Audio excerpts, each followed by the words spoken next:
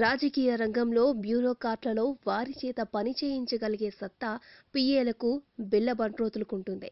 అదే cinema రంగంలోకొస్తే makeup మెన్లకు పీఆర్ఓలు, డ్రైవర్లు వీళ్ళ హవా ఎక్కువగా ఉంటుంది. ఇక విషయానికొస్తే మేకప్ మెన్గా ఇండస్ట్రీకి వచ్చిన భోలా మనిషి జయకృష్ణ. అనతి కాలంలోనే కృష్ణంరాజు, జయప్రద, వాణిశ్రీ, విజయశాంతి వంటి వారికి పర్సనల్ మేకప్ మెన్గా పనిచేశారు. ఇక తన మంచితనంతో ఇంకా ఎదిగే క్రమంలో కృష్ణంరాజు చేయూతనందించాడు. దాంతో ఆయన కృష్ణంరాజు నటించిన కృష్ణవేణి, భక్త కన్నప్ప, అమరదీపంలకు నిర్మాణ భాగస్వామిగా ఉన్నాడు. కృష్ణంరాజు భుజం తట్టి ప్రోత్సహించడంతో తన పేరు జయకృష్ణ పేరు మీదనే ఓ బ్యానర్ స్థాపించి కృష్ణంరాజు ప్రధాన పాత్రలో చిరంజీవితో కలిపి మనవూరి పాండవులని సొంతంగా నిర్మించాడు. చిరంజీవికి తొలి మేకప్ వేయడమే కాదు, ఆయనకు ఈ చిత్రం కోసం ఆనాడు ₹116 మొదటి పారితోషికం ఇచ్చారు. అప్పటికే చిరు, పునాదిరాళ్లు, ప్రాణం ఖరీదు చిత్రాలు చేసినప్పటికీ ఆయనకు ఎవరూ పారితోషికం ఇవ్వకుండా ఉచితంగా చేయించుకున్నాడు.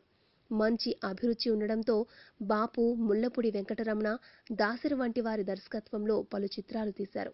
ఇక ఆయన ముద్దు ఆర్ట్స్ ప్రొడక్షన్స్ బ్యానర్ను కూడా స్థాపించాడు. కృష్ణంరాజుతో సీతారాములు, చిరంజీవితో మంత్రిగారి వియ్యంకుడు, కృష్ణ శోభన్ బాబులతో మల్టీస్టారర్గా కృష్ణార్జునులు, శోభన్ బాబుతో జాకీ ఇలా పలు చిత్రాలు నిర్మించారు.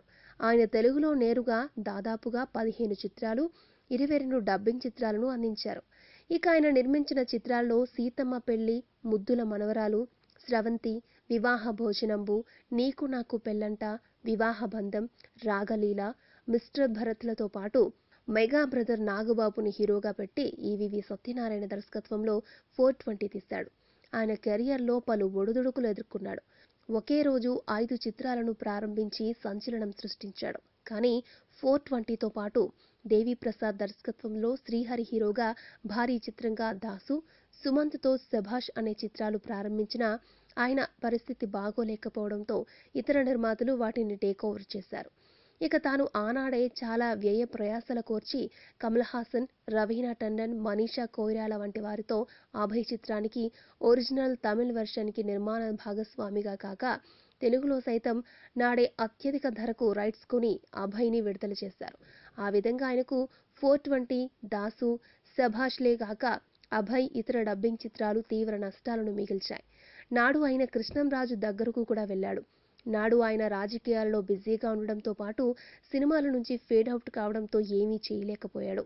ఇక అదే పనిగా చిరంజీవితో మనవూరి పాండవులు, మంత్రిగారి వియ్యంకుడు, నాగబాబుతో 420 చిత్రాలను నిర్మించడమే కాదు, చిరంజీవికి అల్లు రామలింగయ్య కూతుర్ని వివాహం చేసుకోవడంలో కూడా సహకరించిన చిరంజీవిని డేట్స్ అడిగి అతను ఇస్తే తన ఆర్థిక పరిస్థితి బాగుపడుతుందని వేడుకున్నాడు.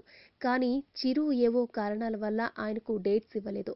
దాంతో ఒకానొక సమయంలో పాపం ఇవన్నీ జీర్ణించుకోలేకపోయిన ఆయన మీడియా ఇంటర్వ్యూలలో చిరంజీవిని తిట్టడమే కాదు, ఆయన దగా స్టార్ అని, రజనీకాంత్ తనకు జీవితాన్ని ప్రసాదించిన కె. బాలచంద్రకి చేసిన సహాయం కూడా చిరు తనకి చేయలేదని విలపించాడు. ఆయన మాట్లాడుతూ కె. బాలచందర్, ఖుష్బూతో ఓ చిత్రం, మీనాక్షి శేషాద్రి, ప్రభువులతో డ్యూయెట్ చిత్రాలు నిర్మించిన తర్వాత ఆర్థికంగా కృంగిపోతే రజనీనే విషయం తెలుసుకుని బాలచందర్ కూతురి చేత ఓ మలయాళ చిత్రానికి రీమేక్ రైట్స్ ని దగ్గరుండి కొనిచ్చి పైసా రెమ్యునరేషన్ తీసుకోకుండా ముత్తు చిత్రం చేసిన విషయాన్ని తెలిపాడు.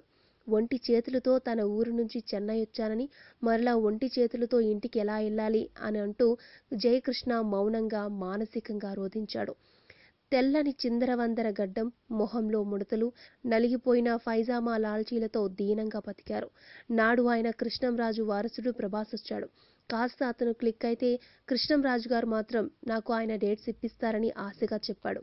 అంతలోనే తీవ్ర అనారోగ్యంతో ఆయన కన్ను మూశారు. ఈ వీడియో మీకు నచ్చితే ఓ లైక్ కొట్టండి, మీ ఫ్రెండ్స్ కు షేర్ చేయండి. ఇలాంటి డిఫరెంట్ వీడియోలను మరిన్ని చూడాలనుకుంటే మా యూట్యూబ్ ఛానల్ ను సబ్స్క్రైబ్ చేయడం మాత్రం మరవకండి.